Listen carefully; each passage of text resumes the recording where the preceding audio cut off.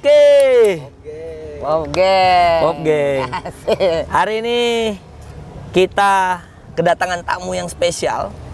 Jauh-jauh dari yang akan menjadi bukan lagi ibu kota negara. Hey. Big applause untuk Mbak Ruth Marini. Tepuk tangan diri gua. Yoi. Gak apa-apa, tepuk tangannya dulu. Tepuk tangannya dulu. Ya, hari ini kita spesial sekali ditemani kedatangan tamu keren, tamu hebat, Mbak Ruth Marini atau yang akrab disapa Mbak Ute. Yes. Mbak Ute ini sudah tidak asing khususnya di dunia perfilman. Seliweran kiri kanan, filmnya banyak, prestasinya banyak. Dan hari ini kita akan mengulik, kita akan ngobrol panjang lebar bagaimana dia sampai pada di titik ini. Oke, langsung Pop Geng. Mbak Ruth sehat? Alhamdulillah. Oke, sehat. dalam ngapain nih ke Samarinda nih? Lagi jadi juri. Jadi juri. Upset. Berkesenian.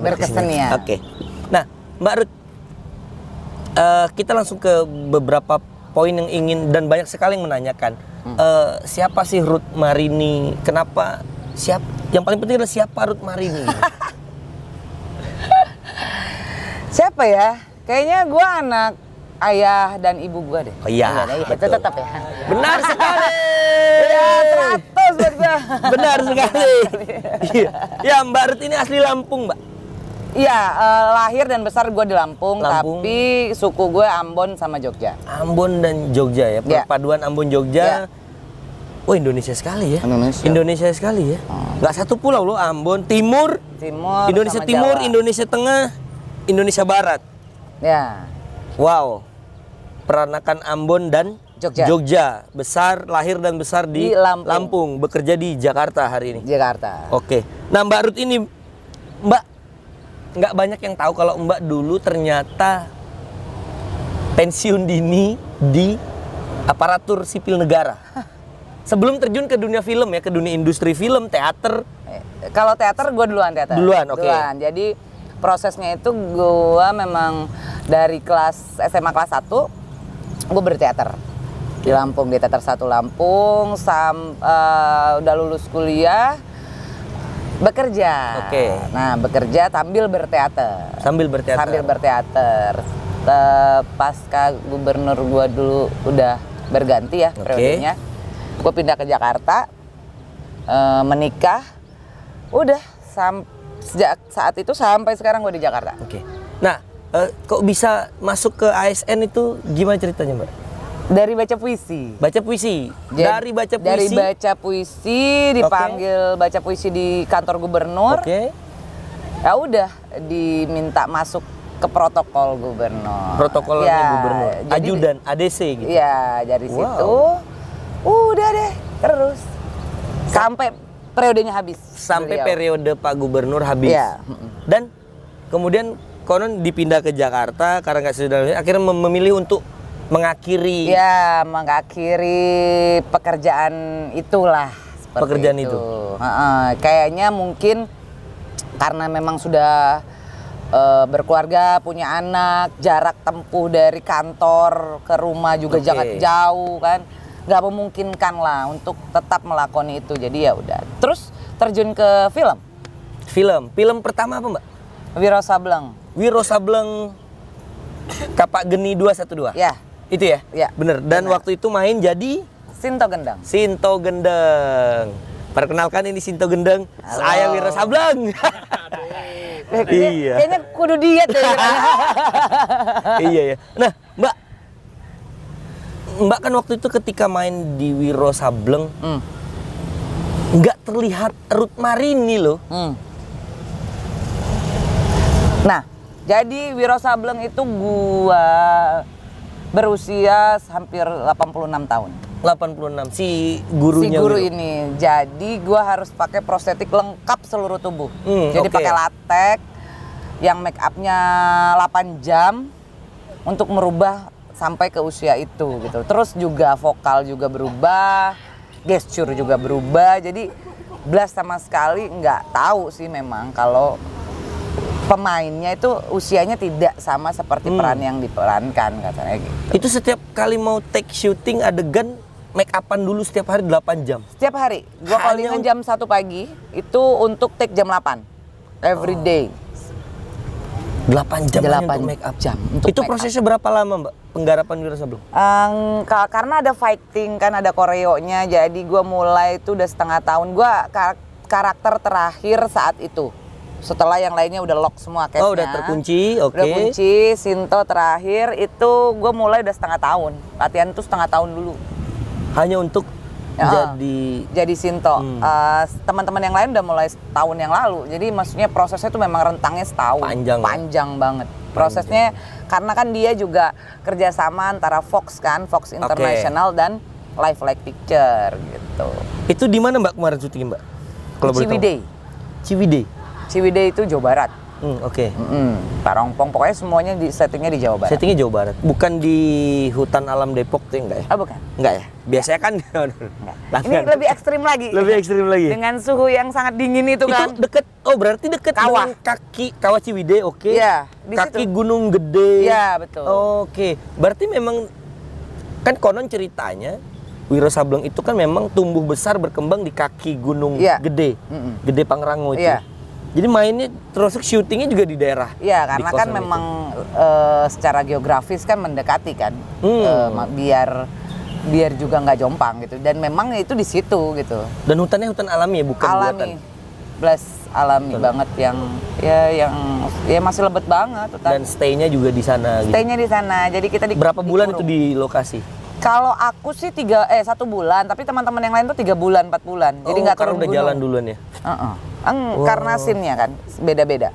Jadi scene Sinto sendiri, lalu maksudnya dengan setnya rumah Sinto, nanti ada rumah misalnya Kali Gundil atau siapa yang lain perkampungan yang itu beda-beda kan. Nah aku sendiri sih kurang lebih 1 bulan. 1 bulan. Nah, apa yang paling berkesan, Mbak, selama proses Wiro Sableng, Mbak? Apa yang paling banyak sih? Gue karena film pertama yang dulu gue pemain teater ya, harus beralih media kan, harus berhadapan dengan kamera. Media misalnya. Rekam gitu ya? Media rekam yang memang orang-orangnya dekat nontonin, terus lalu gue harus beradaptasi secara ekspresi. Kenapa? Karena memang gue basic panggung kan, panggung teater dengan jarak penonton yang sekian, kemudian harus berhadapan dengan kamera yang butuh sedikit saja itu ekspresinya sudah nampak, misalnya kayak gitu. Menyesuaikan proyeksi berarti ya? Lalu fighting gitu kan, basically gue bukan fighter, jadi gue harus fighting dulu, latihan bela diri. Jadi banyak banget sih kalau Wiro lengkap seluruh proses yang berat mungkin ya di film itu gue dapetin. Di Wiro itu ya? Di Wiro, gue bekerja dengan aktor-aktor yang ini kan. Dan Wiro ini di situ Mbak dapat banyak nominasi ya? Iya.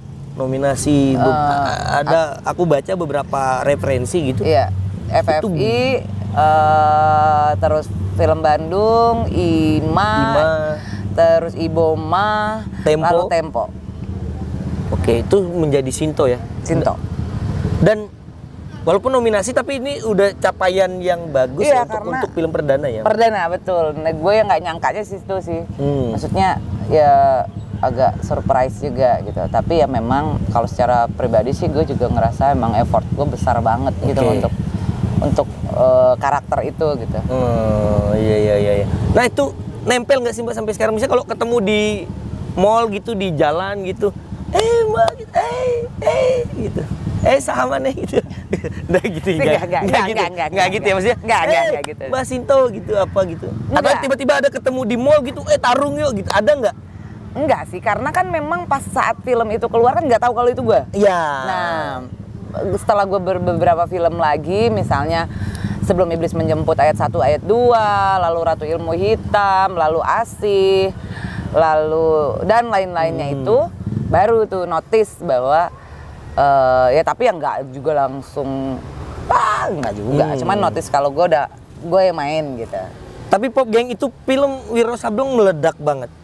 Meledak karena itu menjawab kerinduan kita yang khususnya 90-an ya. Generasi 90-an, generasi 80-an yang pada saat itu disuguhkan hampir daily, hampir setiap hari kita disuguhkan dengan Wiro Sableng. Komik juga kan dulu ya, kita baca komik. Nah itu sih benar. Dan ketika film itu di remake, hadir gitu, itu menjawab dan itu pecah banget. jutaan penonton. Itu salah satu film yang bisa dikatakan salah satu yang tersukses lah ya di Indonesia. Karena itu tadi memberikan jawaban akan kerinduan kita di film itu. Mungkin kalau anak-anak yang generasi 2000-an mungkin kurang memahami apaan Wiro Sableng gitu. Tapi kita dengan hadir di remake begitu. Sutradaranya siapa waktu itu, Mbak? Angga Dwi Masa Songko. Jago Mas Angga, jago Mas Angga. Respect Mas Angga. Kapan-kapan bisa kali diajak. Bisa. Oke, Mbak, sebelum kita lanjut, Mbak, ini ada yang mau ngasih dolar nih buat kita. Oke, kita kembali setelah itu.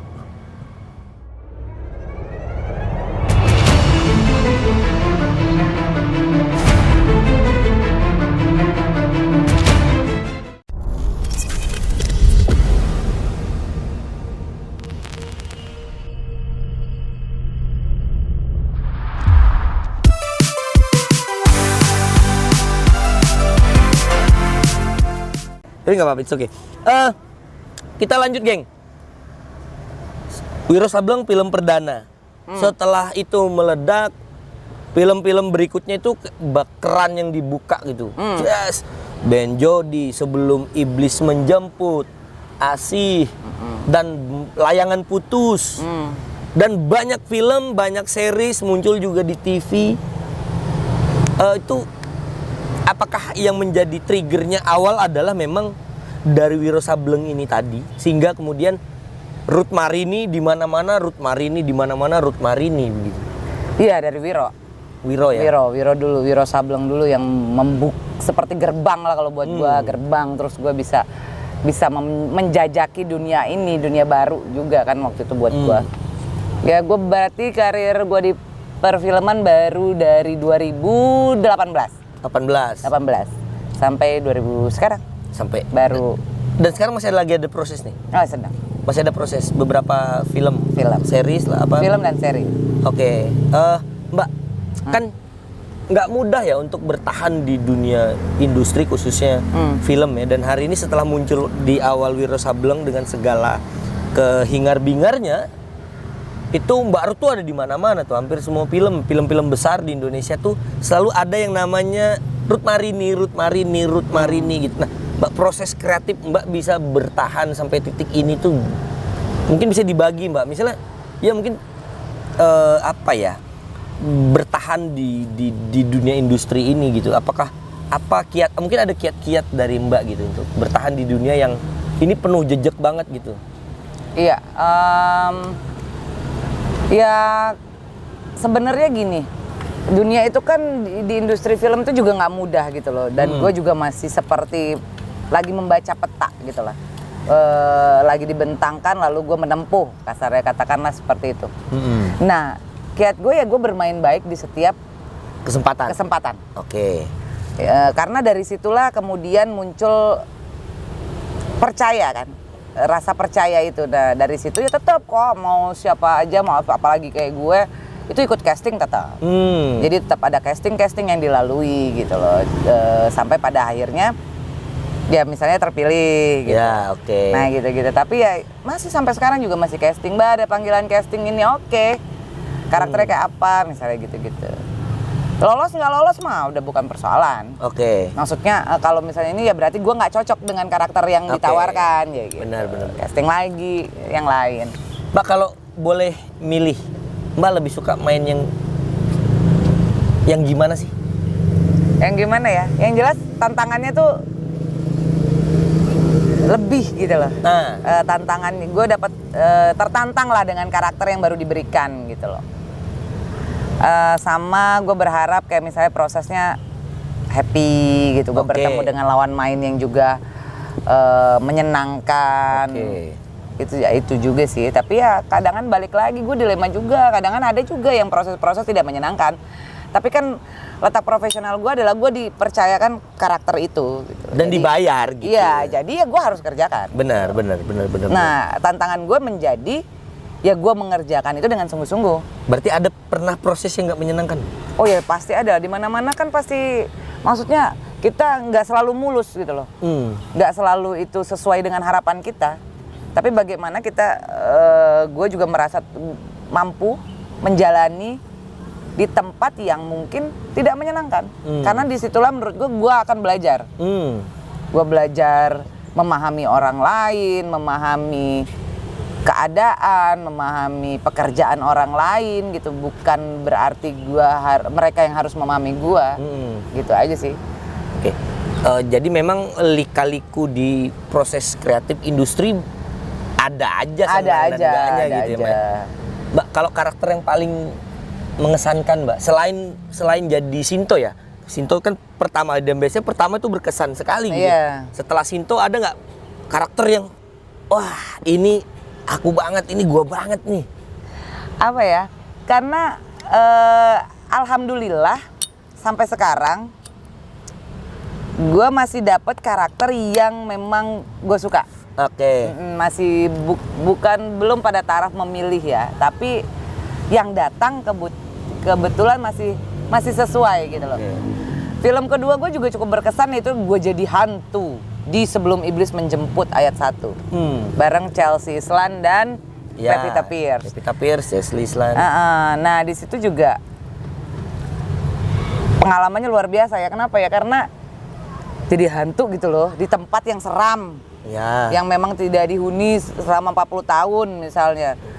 Terus harus banyak apa ya? Yang slasher kan waktu itu, jadi ada darah, Ya. ada itu, yang Iya, seperti itu. Itu menarik juga, gue ngeliat, wow, keren juga. Prosesnya juga keren gitu. Sutradaranya Timo waktu itu. Keren ya. Itu berkesan ya pada saat Berkesan. itu. Yang satu tapi ya. Sebelum Iblis Menjemput ayat 1 yang pertama kali kan, karena pertama kan dari action ke horor. Ayat 2 juga main kan, Mbak? Main ayat Tapi 2. dukun ya, bukan. Dukunnya udah dukun, Iya. jadi karena dia flashback. Oh, iya, Jadi iya, dia iya. flashbacknya. Kalau yang itu kan dia terusannya. Oke. Berarti salah satu yang berkesan tuh ketika jadi hantu ya. Hantu. Jadi hantu. Itu- Dukun dan hantu, dua soalnya itu. Aku hidupnya sama matinya. Oke. Jadi Di agak ayat satunya jadi dukunnya. Oke. Nah, ayat 1 jadi dukun dan jadi hantu. Ayat 2 jadi dukun aja. Jadi dukun. Hantunya bukan Dan aku. ayat 2 itu flashback kan ceritanya Iya, kan flashback dari flashback. peristiwa sebelumnya kan. Iya. Oke. Mbak, itu latihannya gimana? Jadi hantu. Kalau kita jadi model, peran jadi bapak-bapak, jadi ibu-ibu, Jadi hantu tante. yang sementara kita belum pernah jadi Nah, hantu. iya bener.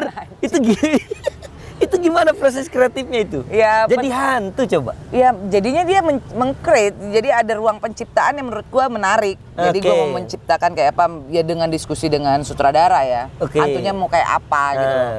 Apakah hantu konvensional? Kan kebetulan saat itu kan tidak hantu konvensional. Iya. Maksudnya dia dalam wujud yang seperti itu gitu loh. Nah, dengan wujud yang telah diberikan, gesture apa yang kemudian harus gue cari yang pas dengan Yang mewakili ya. mewakili lah kengerian itu atau mau sutradara. Jadi diskusinya kemudian saat itu memang jalan banget. Kayak gini gimana ya, kalau jalannya begini gimana ya, begini. Karena kan efeknya ya kengerian. Harus itu kan, maksudnya seperti apa gitu loh. Tapi memang banyak karena hantu itu ya hantu gimana ya? Gimana menafsirkan sosok hantu? Dengan di- latar belakang tetap aja gue masih melakukan pendekatan realis ya, latar belakang dia hidup Ya, kadangan. oke. Ya sedikit masih ada lah yang gue pakai. Set hidupnya kayak apa, lalu gesturnya membentuk gesturnya kayak apa, teror yang seperti apa, seperti itu masih sebagai karakter. Berapa lama itu prosesnya, Mak? Bisa sampai bisa Kalau dapat syuting- semaksimal itu hasilnya? Kalau syuting kan sebulan ya, maksudnya kalau syuting persiapannya mungkin setengah tahun, 3 bulan sampai. Itu dari proses Reading. casting, reading. Kebetulan yang Sebelum Iblis Menjemput aku nggak casting itu. Lalu langsung dipilih. Lu deh gitu. Ya. Lu kayaknya udah kayak hantu deh Ya, gitu. kayaknya lo mengerikan ya itu teror. Kayaknya lu lebih Iya. lebih ngeri Lebih dari ngeri hantu dari deh. Ucang Ponong deh. Iya ya. Iya. Jadi memang pada saat itu prosesnya nggak selama yang Wiro ya? Ya. Nggak selama itu. Nah, dan itu kan Mbak habis itu secara strata tuh kayaknya loncat banget ke beberapa film yang romance gitu ya. Ya, ada masanya. Jadi ada masa gue memang filmnya tuh horor semua. Full horor. Dari sebelum Iblis Menjurus 1, 2, Ratu Ilmu Hitam, Asih, Budak Jurik. Apa lagi ya? Banyak, Mbak. Banyak, horor pokoknya. Kemudian beralih untuk drama. Dan itu juga problem di gua. Maksudnya ketika ngelihat gua main film horor, jadi peluang karakter yang diberikan berikutnya juga jadi horor lagi. Jadi hantu lagi. Nah, itu juga ada masa gue beralih gitu loh. Maksudnya dibantu dengan manajer gue untuk mencari karakter yang bisa lah ya. Yang drama misalnya gitu. Jadi genrenya drama, nggak horor dulu gitu. Semacam apa ya? Biar ya gue juga bisa drama gitu. Kadang kan ada keinginan gitu, gue juga bisa drama. Jadi nggak cuma jadi hantu doang, nggak cuma silat-silatan doang gitu. Nah, ada masa itu sampai pada akhirnya dipercaya lalu. Nah, sekarang sih alhamdulillah sudah mulai agak beragam, lebih beragam. Aku pernah main komedi, pernah main drama juga, pernah main horor, pernah main action gitu-gitu. Jadi udah beberapa genre udah pernah terlibat secara langsung gitu. Mbak, kan di industri ini Mbak selalu bersentuhan dengan nama-nama besar Mbak ya. Banyak sekali, ada Chelsea Islan, ada Pevita Pierce. Banyak nama-nama besar yang bersentuhan. Itu ada rasa minder nggak sih Mbak? Atau gimana gitu? Kalau pertama iya sih, maksudnya lebih ke menyamakan membangun chemistry gitu kan.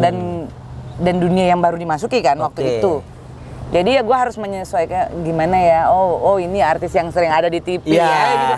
Wah, gue sering nonton dia, ada dia di tiba-tiba sini, satu frame gitu ya. Tiba-tiba satu frame tetap pasti ada rasa awkward gitu. Iya, awkward banget gitu. Tapi iya, karena prosesnya yang waktu itu alhamdulillah lagi proses gue nggak singkat kan yang di Hero. Jadi masa-masa itu gue pakai untuk melebur ya, menyatukan chemistry itu, membuat diri gue percaya diri gitu loh. Misalnya membuat diri gue yakin. Karena lagi-lagi gue ya memang alhamdulillah ya, banyak keberuntungan yang telah diberikan Tuhan, banyak rezeki yang diberikan Tuhan. Gue bekerja dengan orang-orang yang nice semua. Mereka menyambut gue dengan hangat. Mereka memperlakukan itu dengan sangat baik as a actor gitu kan. Terjadi itu begitu saja sampai sekarang. Gue tetap selalu dipertemukan dengan orang-orang baik, aktor-aktor yang berkompeten, jam terbang tinggi, tapi secara integritas, secara karakter mereka luar biasa gitu. Jadi bukan yang wah belaga atau apa. Iya, gitu. So far sampai sekarang gue ketemunya dengan yang nice, semua baik semua.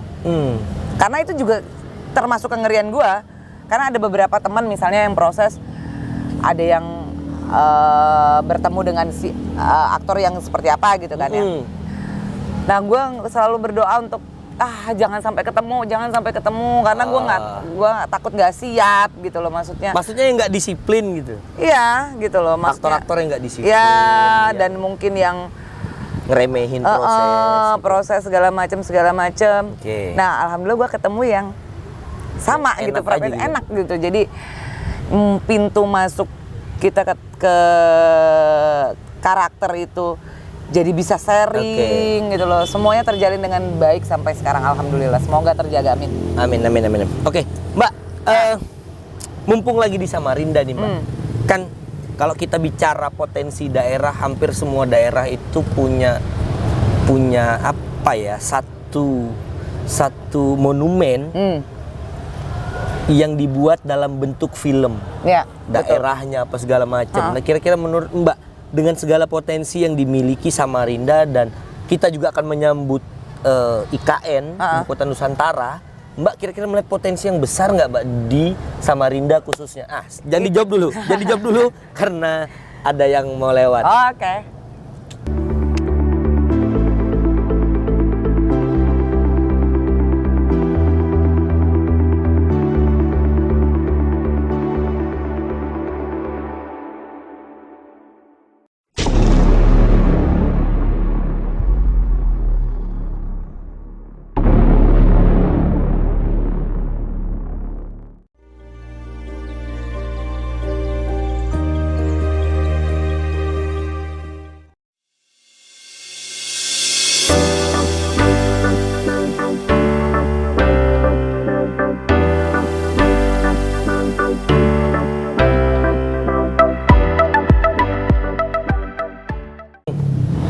kita masuk ke bagian sebelum terakhir nih Mbak. Menjelang akhir. Menjelang akhir, Mbak. Kembali ke pertanyaan yang tadi Mbak. Samarinda dengan segala kemampuan, segala kapasitasnya dan akan menyambut ibu kota negara. Kira-kira punya potensi nggak untuk ngebangun monumen melalui media rekam, film? Nah, itu dia. Gue 2 kali nih ke sini. Oke, 2 kali. Gue 2 kali ke sini. Ke Samarinda ya? Ke Samarinda. Oke. Gua ngelihat tempatnya bagus. Maksudnya gini, potensinya ada. Ini kan kebetulan gue jadi juri. Oke.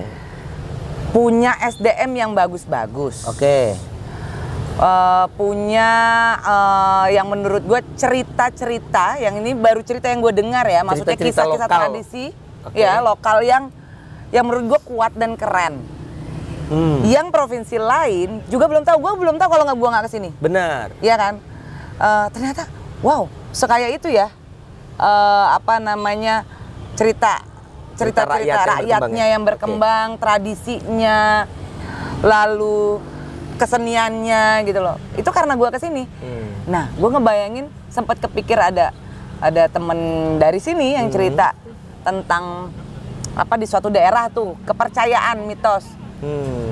Tapi itu menarik untuk kalau gue sampai kepikir kalau dibikin film gimana.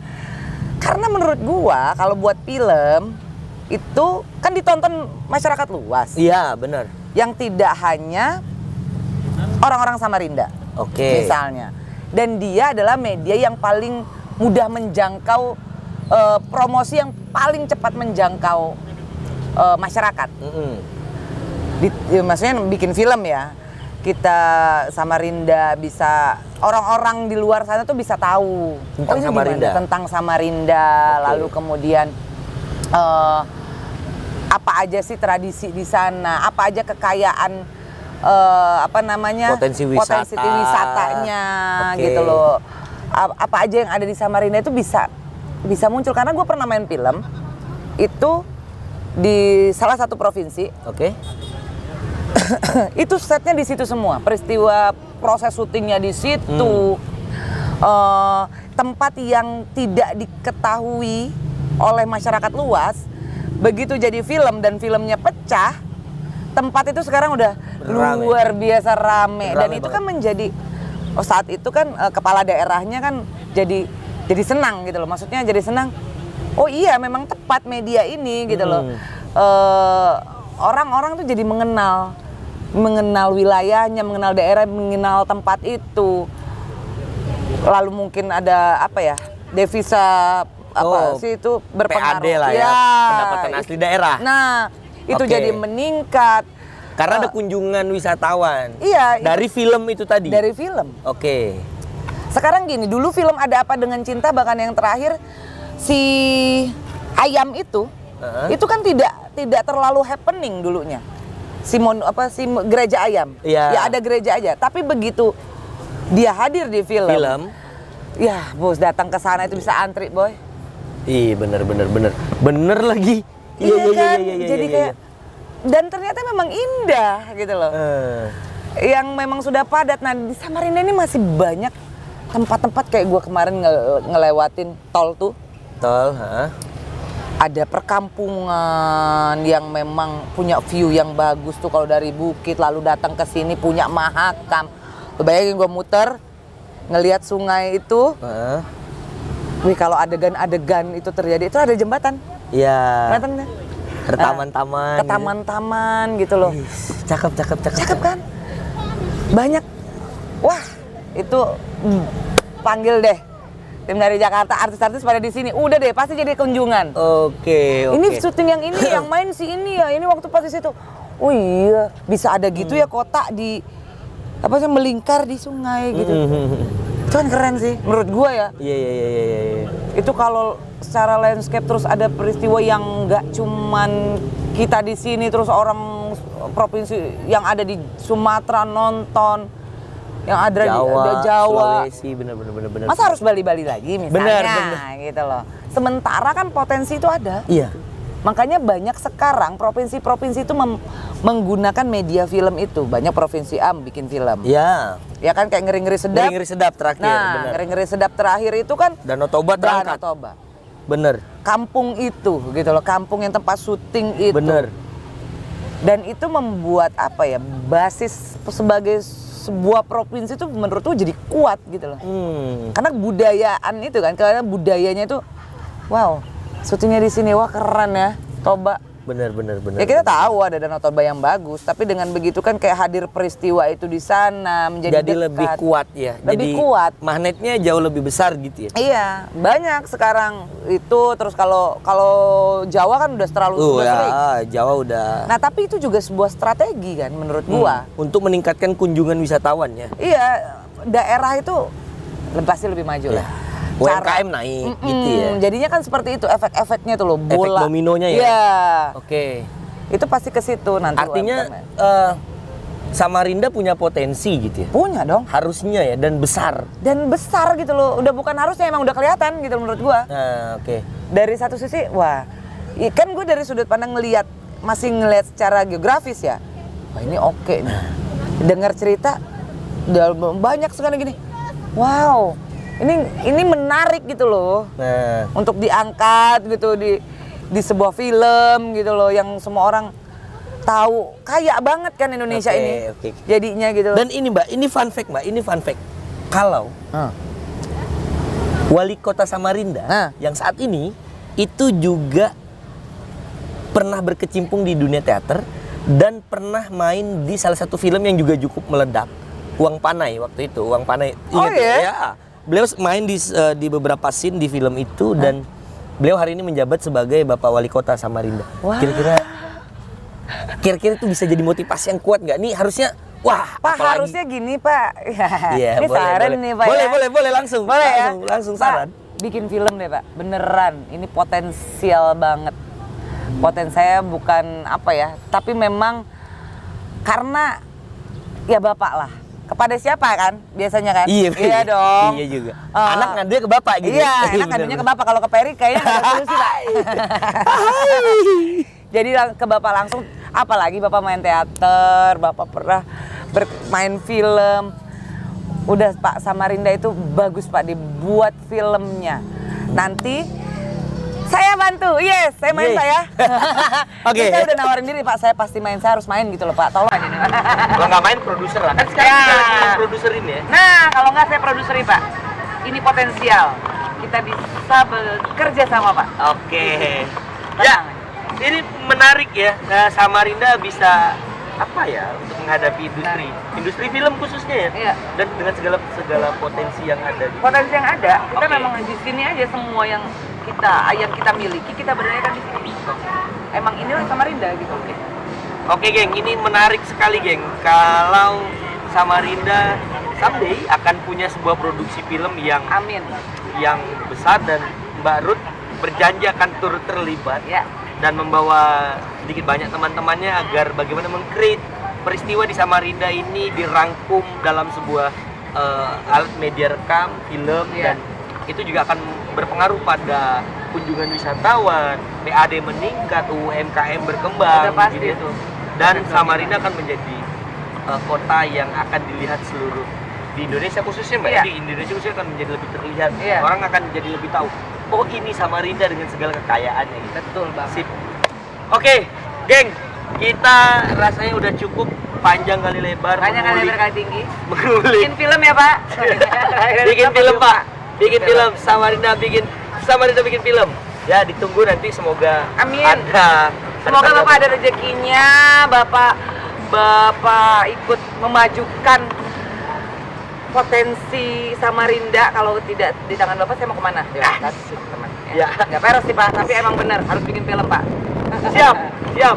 Oke geng, kita harus berpisah karena beliau terbatas waktunya. Besok dia harus kembali ke Jakarta dengan segala rutinitasnya, bikin film dan lain sebagainya, produser film, kembali menjadi orang tua, mengasuh anak, mengurus suami, Nah. yang manajernya suami ya? Iya. Masih ya, Manajer suami. masih ya. Oke.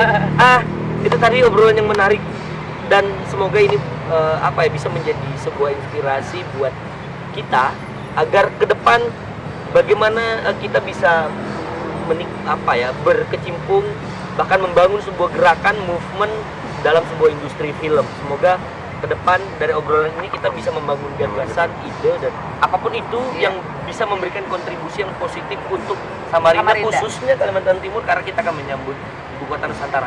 Oke geng, itu tadi, thank you. Jangan lupa ikutin terus Pop News Media. Bye bye. Thank you.